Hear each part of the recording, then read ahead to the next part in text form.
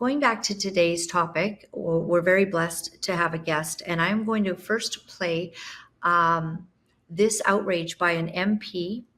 He is outraged because one of his constituents has given him a letter that was sent home with a 10-year-old girl, and the mother lost her mind over it, and as we all should.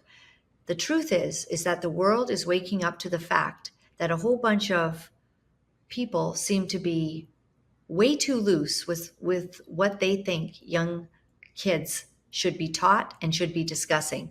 This one is a bit horrifying, disgusting, and I'm sorry I have to play it, but we're going to have to let everybody see what's going on in our schools. Go ahead. I wish to raise a matter this afternoon for the attention of the Minister for Education, and I have to say it is not often in this job I am absolutely shocked. I thought I'd seen everything, but this one is just beyond words. It is a note from a constituent who says, "Hi Bernie, this is a worksheet that my 10-year-old daughter brought home from school," and it includes a photo of the worksheet. "Part of her homework was to discuss with her father his erections and ejaculation. I find this very disturbing and sickening, as indeed do I have to say. I have complained to the school and was told it was just part of the curriculum. Can you advise who else I should make a complaint to?" Well, I could go on for days who she could complain to. "My daughter still plays with dolls and writes letters to the Tooth Fairy. There is no way any little girl should be told to ask these questions." Well, so say all of us. What the hell is going on in this state when 10-year-old girls are told to go home and talk to your father about his erections and about his ejaculations? What the hell is going on here? Indeed. Indeed. What is going on? I would like to invite our guest, Stephanie Elad, to the show. And she is from Texas, and she has an initiative going and is fighting for kids and for what is being taught to the children in school. And so welcome, Stephanie, to the show. Thank you very much for taking time to be with us. And I'm just so appreciative that you are a mom standing up against some of the vile things that we are seeing. Thank you. Thank you for having me. So tell me about your state, and I think it's the same everywhere. We've all begun to realize that they are telling kids way too much.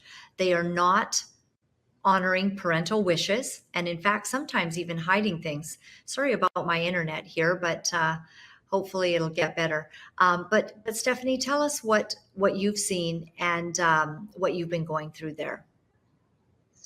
Yeah, so I have been living here in Frisco, Texas for about 9 years.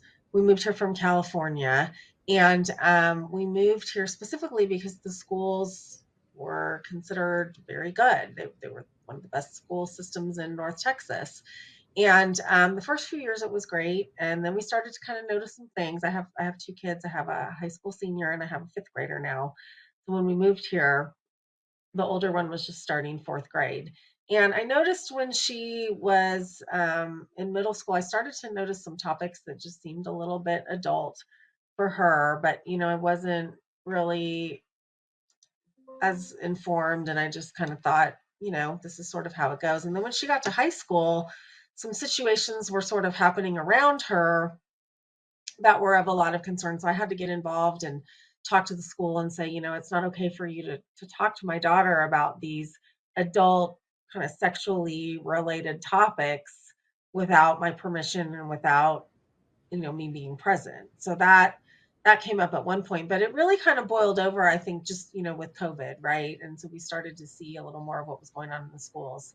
And about a year ago, I heard that the kids were getting asked for their pronouns all the time. What are your preferred pronouns? And last fall, I had heard that this had happened at several high schools.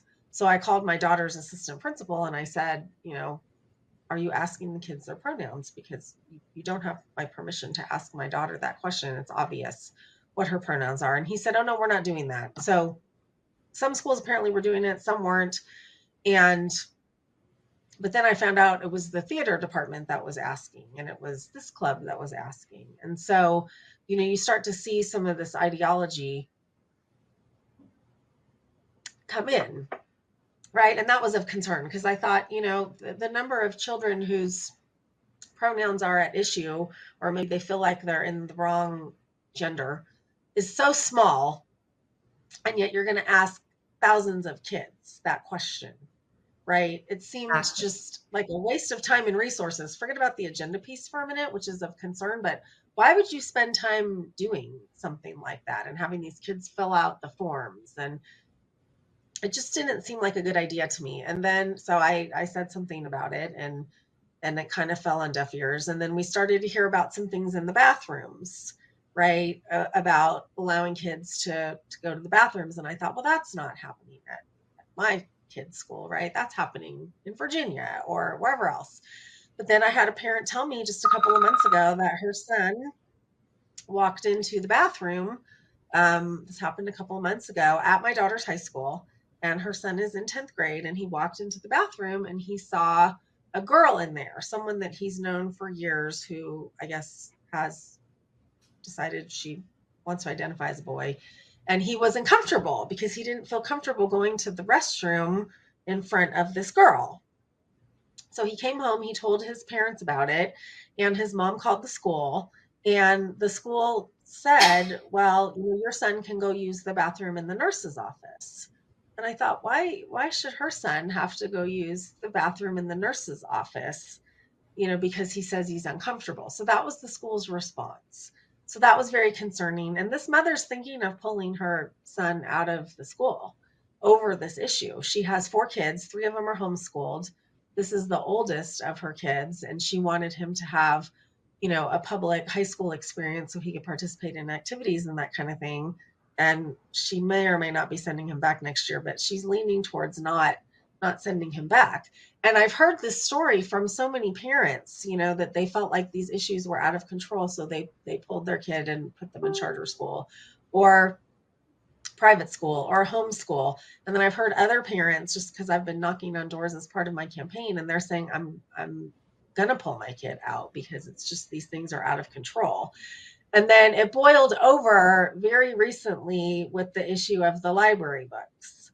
So there's library books that are clearly obscene, pornographic. They're being found in the libraries, and there's, not a lot of concern to get them out. They seem more concerned with, protecting the rights of the people who want these books in the schools than they are of those parents that want them out. And so that's kind of boiled over and become a campaign issue, which I haven't really made it a campaign issue, but others around me have. And so I've, of course, commented on it.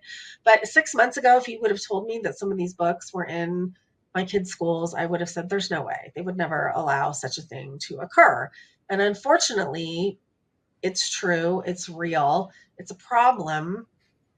And it doesn't seem to be addressed in a way that would solve the problem. I mean, if they wanted these books out, they'd be out. So, I don't want to accuse anyone of intentionally putting something like that in our school library, but this was brought to their attention about 6 months ago in a board meeting, and nothing was done. And then it became kind of a media issue here in North Texas. There's a few other towns that had issues with books. So it's not like they didn't know.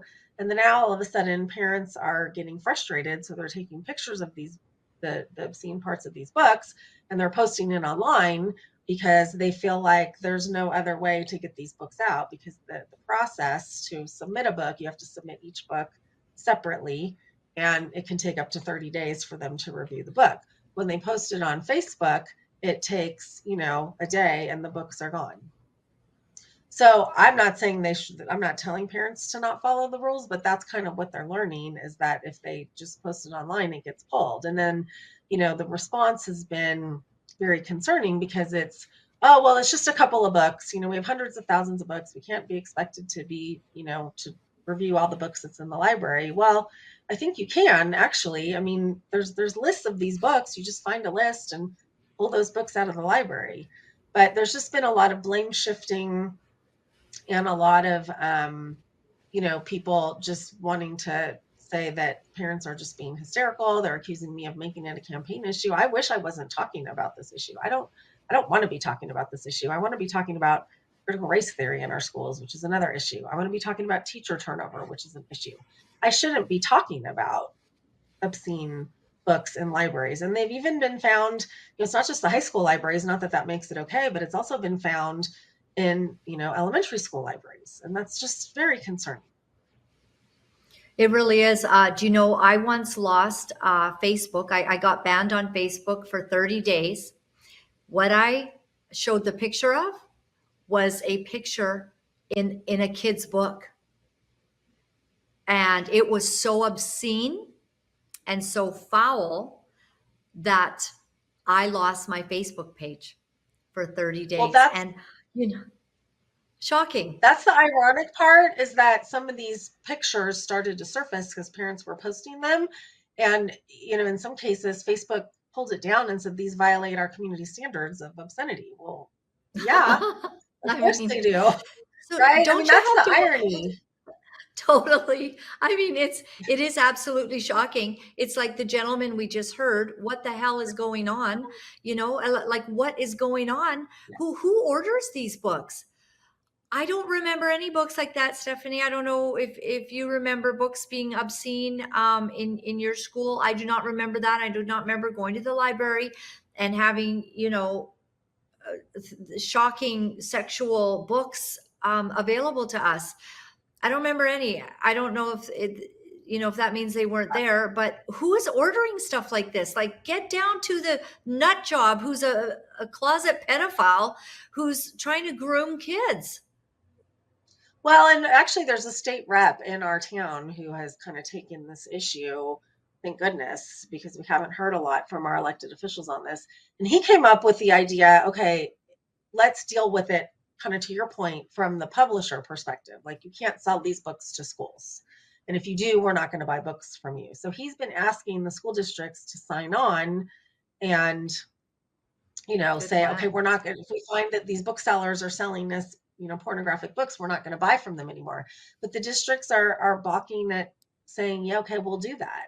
So, you just have to wonder, kind of, there just doesn't seem to be a focus on fixing the problem. There just seems to be a focus on, passing the buck, blaming others. They seem horrified when the books are found and they pull, the book out one at a time. But then on the other hand, they're saying, okay, parents, it's just a couple of books, but if you find more, let us know. Well, the parents shouldn't be finding more. Unfortunately, or I guess fortunately, however you want to look at it, some parents in my town took that as a challenge, and they're just finding book after book after book after book, and they're filling out the form. And then I think some of them are also posting it on Facebook because, again, they want the books out. Parents are horrified, and sometimes it's not necessarily buried, in a stack. Sometimes it's on an end cap. You just don't know what's going on with these books or how they got there. But we can get them out. It should be. That's my point. Yeah, There's it lists. should be such a list. Right. Make a list, get them out. They should be so horrified that they have somebody going through every book in the library. If this is a problem, someone has infiltrated. Like, this is so evil and so absurd, and like, it should be an embarrassment to every principal across the nation that any of these books, because it looks bad on them, I think. What are you thinking? So What are librarians doing? Usually you've got somebody who's kind of overseeing everything. Surely people are spotting this. Why is it up to parents? I mean, it has to be up to somebody, I guess, but the gatekeeper initially should be the school that is making sure that this stuff is not available for kids. I mean, how many children have been violated? How many children have had something put in front of their faces that should have never, ever been put there? I think about this video with a 10-year-old coming home. Like, obviously, she's probably read this already. It's so violating. The world's lost their mind. Yeah. And I have someone who's part of my campaign team who's a sexual abuse survivor, and she's extremely upset about these books because she said this just desensitizes kids so that when predators, take advantage of them. They don't necessarily understand that that's a boundary that's been violated because they're desensitized to some of these acts. And this is someone who's a victim of, sexual abuse at a young age. I think she said around 10 years old was when this happened to her, 10, 11 years old. Right. So, oftentimes abusers, and I didn't know this, oftentimes abusers will give kids books like these to kind of desensitize and groom them for sexual abuse. I had no idea that occurred. So that's a concern, and it's like, why would we have these in there in the first place? And why wouldn't, when it was brought to your attention, why wouldn't you just do a comprehensive audit and get the books out? Exactly. What we've heard is there's too many books. And I've even had parents call me a book burner. It's like, I'm not saying you have to burn the books, but let's not put them in a taxpayer funded K through 12 library, because some of the books that were found were graphic novels, and it is, comic book type sex acts, and it's graphic stuff. And so we can't just say, oops, we have to say, okay, how did this get in there? And how are we going to get everything out? And how are we going to prevent it from being in again? And the fact that, there's people who don't agree with that is concerning to me, because it's like, but I've heard people say it. Well, they see worse things on the internet. Well, they might, but Maybe at your my fifth grader house. doesn't have a cell phone. She doesn't have a cell phone.